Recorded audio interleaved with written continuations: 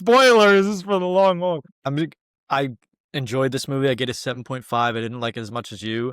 One of my negatives was the dialogue. I thought the dialogue, not all of it, but there were so many moments where I thought it was super campy and very clearly an author wrote them and not things that anyone would actually say. Like, all the characters had some poetic speech that they gave, and I was like, who the fuck actually talks like that?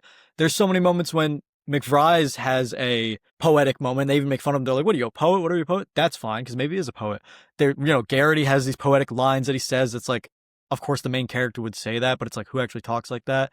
Even the athlete guy is like, your friend's the donkey, your other friend's the carrot. What's going to happen when the donkey stops chasing the carrot? I'm like, what the fuck are you even talking about right now? I just thought, watching it, that this was so obvious that it was taken from the book and not something that anyone would actually say. It was very obviously like not adapted for screen, which is fine to get exactly from the book, but it's something that nobody would say. It took me out a little bit. I get that, but I don't agree that it took me out, because it's a Stephen King adaptation, and that's how Stephen King characters talk. And like, yeah, but that's I feel like if you look at any of his other adaptations, like the first thing that I immediately thought of, because it's such a similar kind of ish concept from him, is Stand By Me. And I feel like there's kind of proclamations from younger characters in that as well, and that's not really a complaint that I feel like I hear from that. So I don't know, like, these are older characters too. I get what you're saying, but they also do have their moments where they're like, oh, he's pissing, he's shitting. Like, I don't want the whole movie to be that, because they're